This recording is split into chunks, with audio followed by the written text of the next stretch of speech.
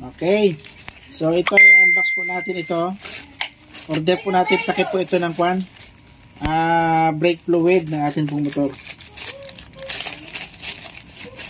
Sana compatible ito doon sa kwan motor natin.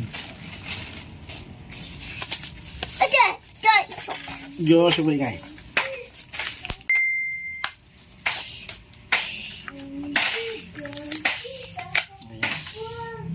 Maganda siya, aluminum. Aluminum yung kanya. Kaso, wala siyang kwan. Wala siyang rubber. Maganda sana kung may rubber siya. Pero okay na to.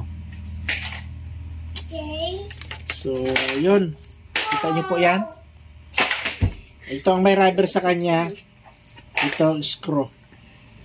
Yan. Okay. So, yun lamang. Nabili po natin ito sa halagang 118. 118. Aluminum na po. Makapal, oh.